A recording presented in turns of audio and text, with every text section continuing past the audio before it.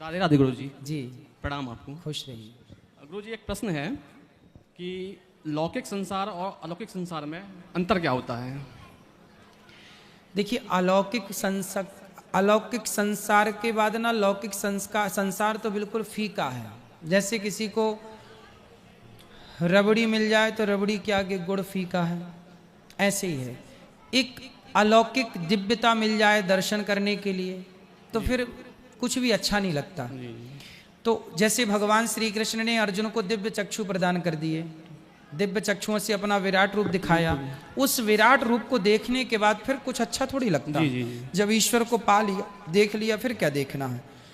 तो उसके बाद तो फिर ये संसार फिर कुछ भी नहीं है, जी जी, जीरो है। गुरु जी, जैसे अपने लौकिक संसार में विज्ञान से सब कुछ चल रहा है, जैसे विज्ञान होती है, तो ये ऐसा क्या?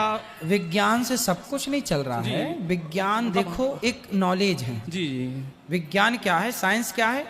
एक नॉलेज है। जी विज्ञान से सब चल नहीं रहा जी है। जी आज के 100 साल पहले जब कोई सैटेलाइट नहीं थी, 1950 में पहली सैटेलाइट छोड़ी गई। जी जी उसके पहले तो कोई सैटेलाइट नहीं थी, जी। कोई साइंस का नामो निशान नहीं जी, था। जी। फिर भी हमारे यहाँ यात्राएं थी, हमारे यहाँ सूर्य ग्रहण कब पड़ना है पता था, चंद्र ग्रहण कब पड़ना है पता था। तो साइंस, वेदों का ही दूसरा नाम साइंस जी, है। जी। इसलिए आप ये कहो कि वेद ही विज्ञान है। बिल्कुल।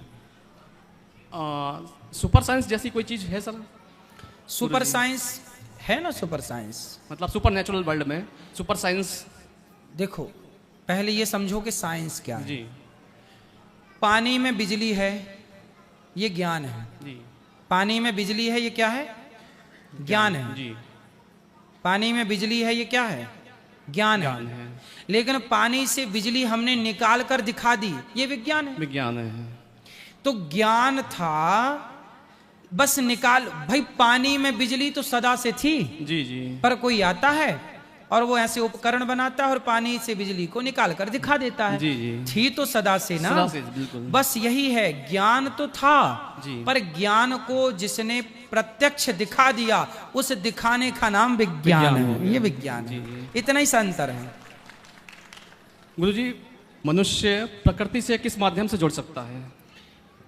मनुष्य तो प्रकृति का ही एक हिस्सा है। जी जी, जैसे हम जुड़ना चाहते हैं, जैसे बहुत से अपने सिहोरा क्षेत्र में ही बहुत बड़े गुरु हुए हैं, सिद्ध पुरुष हुए हैं, उनने सिद्धियां अर्जित की हैं, तो किस माध्यम से उनने की है?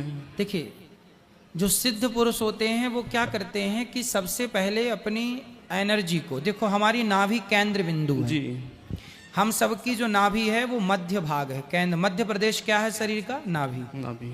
इसलिए हमारे यहाँ कोई मध्य प्रदेश का है, हम पूरे भारत की नाभि है, जी मध्य प्रदेश। जी तो हमारे जो सेंटर पॉइंट है वो नाभि है। नाभि के नीचे जो एनर्जी जाती है जी। उसे वासना कहते हैं। जैसे आप आज के लड़के क्या कर रहे हैं, लड़कियों को ताक रहे हैं, जी क्या हो रहा है? इनकी पूरी एनर्जी नीचे की तरफ जा रही है। नीचे की तरफ मतलब पानी, वेस्ट। लिस्ट। लेकिन यही एनर्जी जिस दिन इनकी ऊपर की तरफ चढ़ जाएगी, हृदय की ओर, जी तो जो नीचे एनर्जी चली गई वो वासना बन जाती है। जो एनर्जी ऊपर की तरफ आ गई वो उपासना बन जाती है।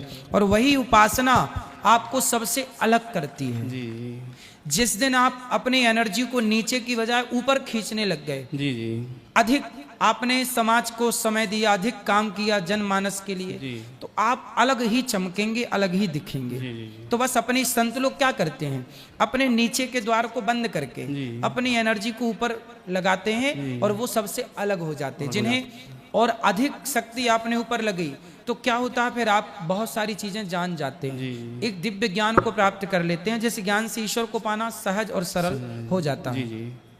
अच्छा गुरुजी, भक्ति का भी कोई विज्ञान होता है क्या? क्या आदमी विज्ञान के माध्यम से ईश्वर को प्राप्त कर सकता है?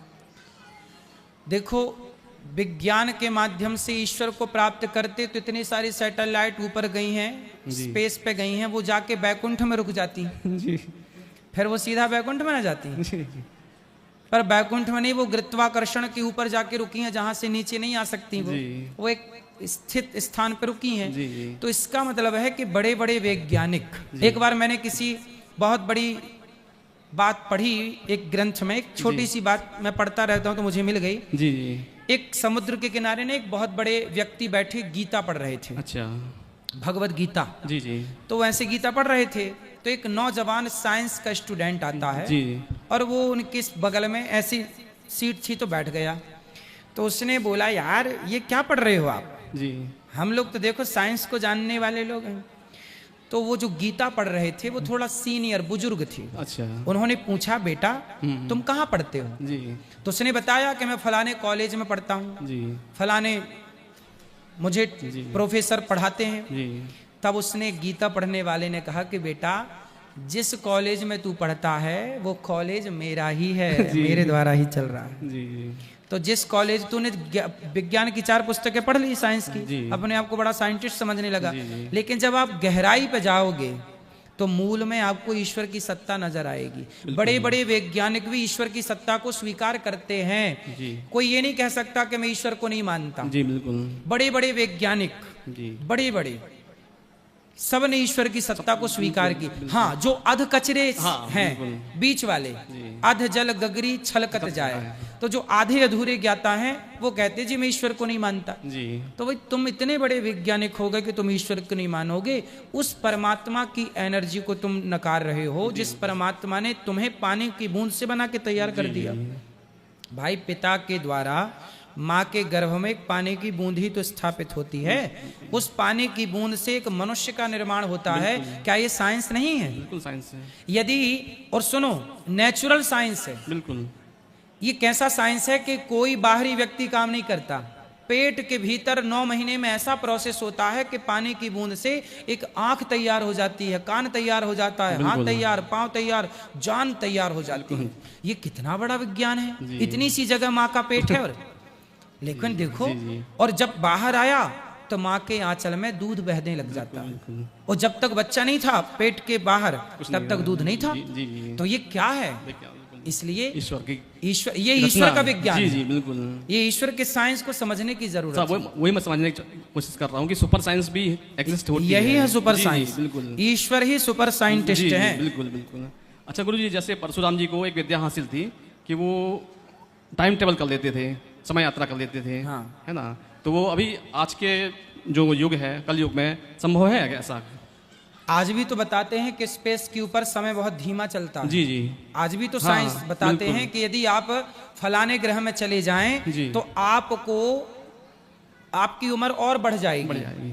बिल्कुल तो ये है। अब जैसे आज ही मैंने कथा में बताया कि ब्रह्मा जी की आयु कितनी है। जी। एक ब्रह्मा जी 100 साल के हैं, जिनका एक दिन कितना बड़ा है। मृत्यु लोक में जब 1000 बार चतुर्युग बीत जाते हैं, सतयुग, जी। त्रेता, द्वापर, कलयुग, तब ब्रह्मा जी का एक दिन होता है। जी जी जी। ठीक ठीक। गुरु जी आप यहाँ अब आए जैसे हैं। एक उदाहरण से समझिए। जी जी रेवत नाम के एक राजा थे। वो अपनी बेटी रेवती को लेके ब्रह्मा जी के पास गए और बोले कि मैं अपने बेटी के लिए लड़का ढूंढना चाहता हूं, बताओ। ब्रह्मा जी बोले जितनी देर में आप यहाँ खड़े हैं इतनी देर में तो मृत्यु लोक में युग बीत गए। जी जी। अब आपको बलराम जी से ब्याह करना पड़ेगा, जाओ। जितनी देर में केवल ब्रह्मा के पास गए, खड़े हुए, बात किए, इतनी देर में मृत्यु लोक का समय निकल गया। कई युग बीत गए। जी। सोचिए, ब्रह्मा जी के यहाँ अभी समय वही है, जी। 10:05 हुआ माना की, जी। और ब्रह्मा जी के यहाँ 10:05 हुआ। इस 5 मिनट में तो यहाँ युग बदल युग जाते बदल हैं। गए हैं। मतलब इतना स्लो चलता है ब्रह्मा जी जी, का जी। टाइम, और यहाँ इतना फास्ट। बिल्कुल। अच्छा गुरु जी, भागवत में एक प्रसंग है जो सनकादि कुमार थे। जी, जाए अभी बैठो, यहीं रुको ना, कहाँ जाना है? अरे जी गुरु जी, जी अंतिम प्रश्न है। जी। जो सनकादि कुमार थे तो वो कहते हैं कि वो उनको हमेशा 5 वर्ष के ही रहे वो हाँ, हमेशा। 5 वर्ष के। तो सर गुरु जी इनके पीछे क्या है, मतलब क्या ये विज्ञान, तो क्या देखो, लॉजिक है? ये भगवान के 24 अवतारों में एक अवतार है, प्रथम अवतार। मतलब उनकी उम्र कभी बढ़ी नहीं? वो हैं सबसे बड़े बाप, दादों के भी दादा, बापों के भी बाप, पर रहते 5 साल। उनकी शरीर की संरचना 5 साल की है। मतलब उनके मतलब उन पे जो समय का असर था वो नहीं था क्या? समय का प्रभाव नहीं था उन पर। अच्छा जी जी। समय से परे है। परे थे वो। जी जी। गुरु जी आप यहाँ आए, आपका बहुत बहुत धन्यवाद। आपका सानिध्य प्राप्त हुआ। बहुत बहुत खुश रहे, खुश रहे।